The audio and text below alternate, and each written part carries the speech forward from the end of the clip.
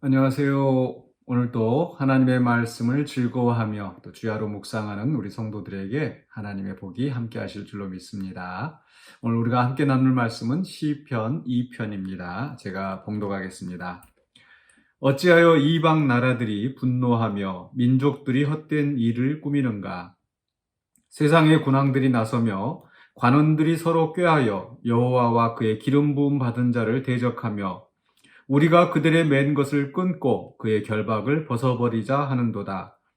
하늘에 계신 이가 웃으시며 주께서 그들을 비웃으시리로다. 그때 분을 바라며 진노하사 그들을 놀라게 하여 이르시기를 내가 나의 왕을 내 거룩한 산 시온에 세웠다 하시리로다. 내가 여호와의 명령을 전하노라. 여호와께서 내게 이르시되 너는 내 아들이라. 오늘 내가 너를 낳았도다. 내게 구하라. 내가 이방 나라를 내 유업으로 주리니 내 소유가 땅 끝까지 이르리로다. 내가 철장으로 그들을 깨뜨리며 질그릇같이 부수리라 하시도다. 그런즉 군왕들아 너희는 지혜를 얻으며 세상의 재판관들아 너희는 교훈을 받을지어다. 여호와를 경외함으로 섬기고 떨며 즐거워할지어다.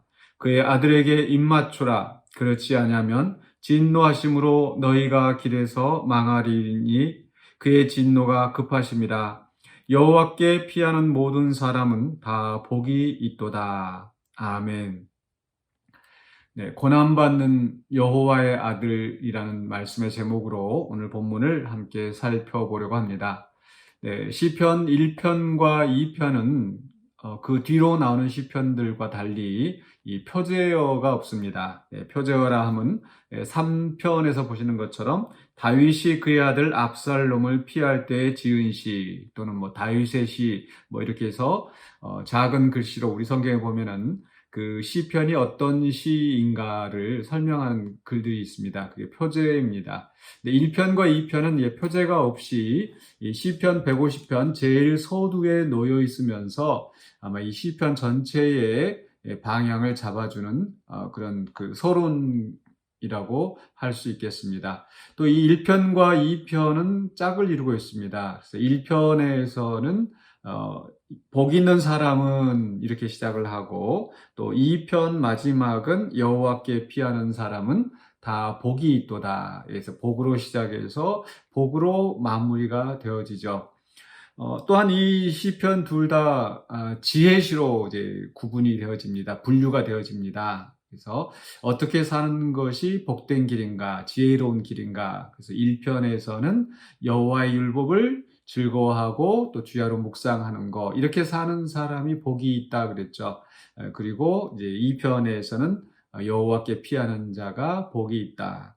또 중간에 보면은 10절에서 군왕들아 너희는 지혜를 얻으며 세상의 재판관들아 너희는 교훈을 받을지어다. 어떻게 사는 것이 지혜로운 삶인가?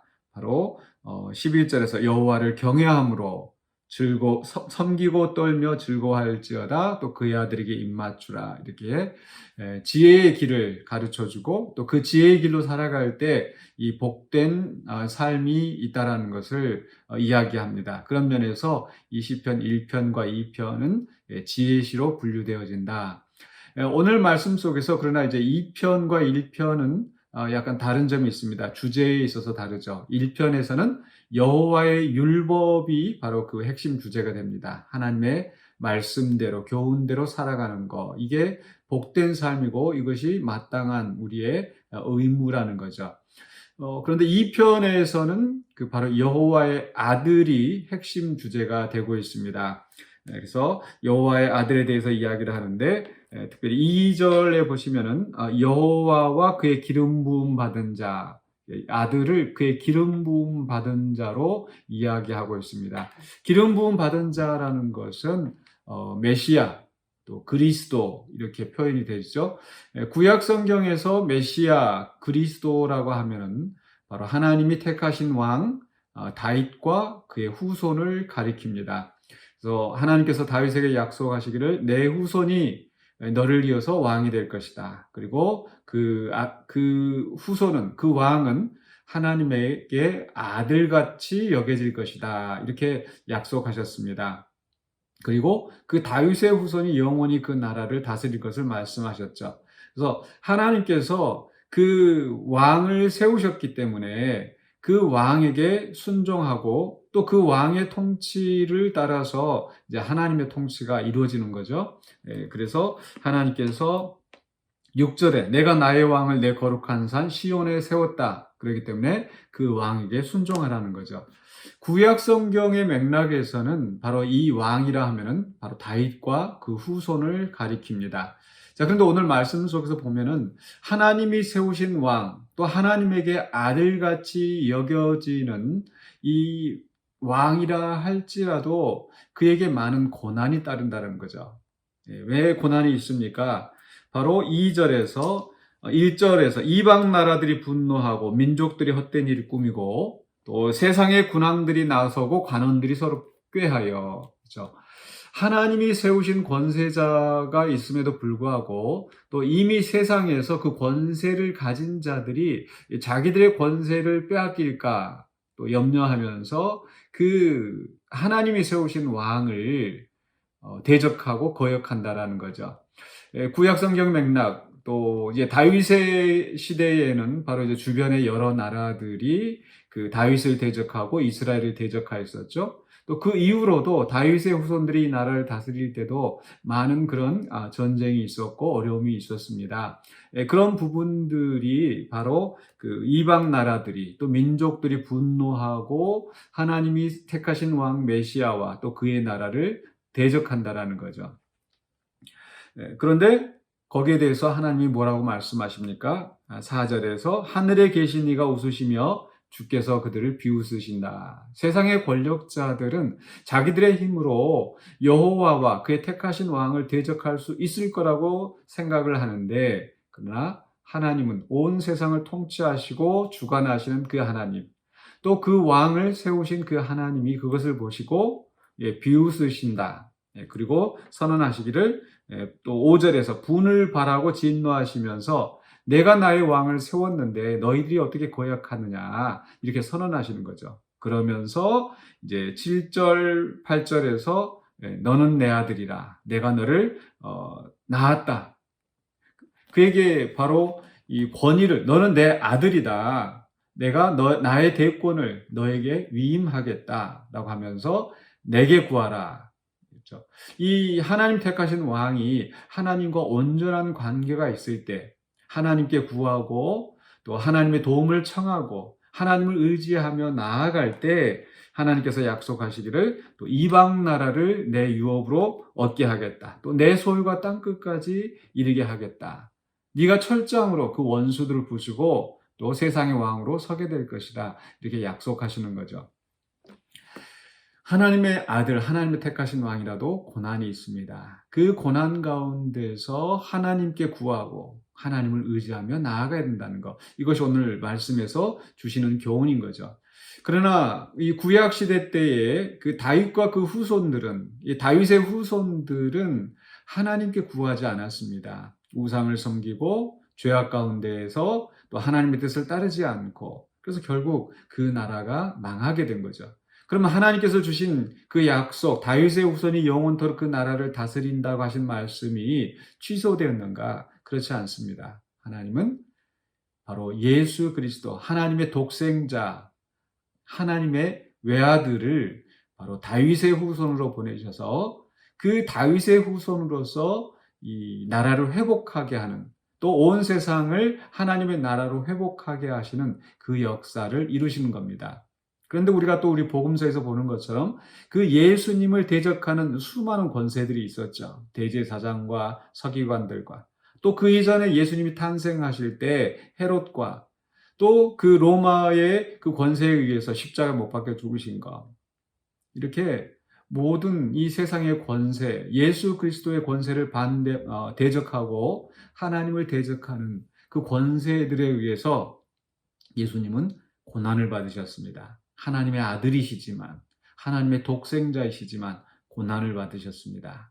그리고 그 고난을 통해서 예수님은 하나님께 순종하시고, 하나님은 그 아들의 순종을 또 받으시고, 또 그를 죽음 가운데서 구원해내시고, 그래서 온 세상을 또 온 그 천하의 권세를 바로 예수 그리스도에게 위임하신 거죠.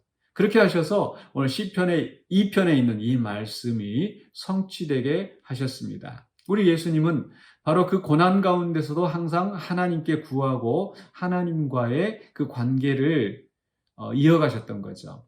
그렇기 때문에 또 하나님께서 그를 높이셨다라는 것. 그리고 그 말씀을 통해서 이제 우리에게 주시는 그 교훈이 있습니다. 이 교훈은 바로 이제 10절에서 군왕들아 너희는 지혜를 얻으며 우리가 살아야 될 길이 무엇인가? 지혜로운 길이 무엇인가?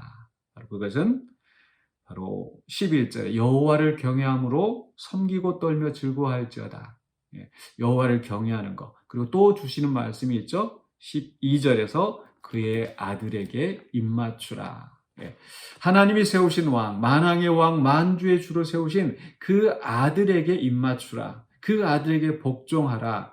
그 아들을 우리가 주로 삼고 그 주를 통하여서 예수 그리스도를 통하여서 우리가 하나님의 자녀가 되고 또 하나님의 통치를 받게 되며 하나님의 뜻을 이루게 되는 겁니다. 그래서 우리는 바로 예수 그리스도에게 입맞추고 예수 그리스도에게 복종함으로 하나님의 뜻을 이루어가는 하나님의 자녀가 되어야 되겠습니다. 그런데 여기에서 또 하나 우리에게 주시는 명령이 있습니다. 그것은 바로 마지막에 12절에서 여호와께 피하는 모든 사람은 다 복이 있도다. 네. 바로 앞에서 내게 구하라. 이 말씀은 그 하나님이 택하신 왕에게 주시는 말씀이고 또 예수 그리스도에게 적용되는 말씀이지만은 마지막에 마무리되어질 때 여호와께 피하는 모든 사람은 다 복이 있도다 하셨잖아요. 바로 그것이 우리에게 또한 주시는 약속이라는 겁니다. 즉, 이 시편 2편은 단지 다윗과 그의 후손 또 예수 그리스도에게만 적용되는 말씀이 아니라 바로 예수 그리스도를 통하여 하나님의 자녀된 우리들에게도 적용되는 말씀이라는 거죠.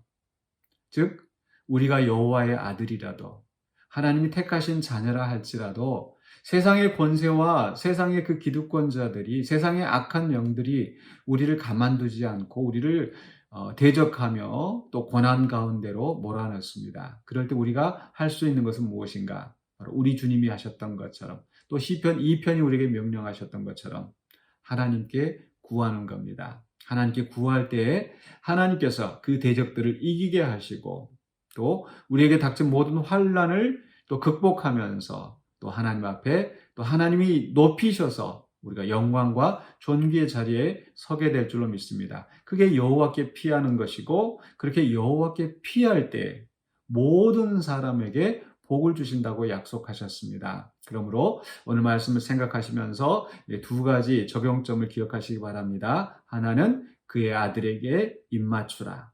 예수 그리스도에게 순종하고 또 예수 그리스도와 깊은 교제를 나누면서 주님을 닮아가는 것. 두 번째로는요, 바로 우리가 여호와의 아들, 하나님의 자녀로서 또 하나님께 피하고 하나님을 의지하며 하나님의 뜻을 이루어가는 신실한 주의 성도가 되어야 되겠습니다. 우리 함께 기도하겠습니다. 사랑의 주 하나님 은혜를 감사합니다. 예수 그리스도를 통하여서 하나님의 뜻을 이루시고 우리를 하나님의 자녀 삼으시며 구원하시고 영생을 얻게 하심 감사합니다. 이제 우리가 예수 그리스도를 말미암아 하나님의 아들로 살아가지만 여전히 우리에게도 고난과 또 우리를 대적하는 악한 세력들이 있음을 또 주님께서 아시는 줄로 믿습니다. 그 속에서 우리가 낙심하지 아니하고 하나님께 구하고 하나님께 피함으로 말미암아 이 어려운 상황들을 능히 이겨나갈 수 있도록 도와주시옵소서. 우리는 연약하나 우리를 붙드신 예수 그리스도 이름으로 기도하옵나이다. 아멘.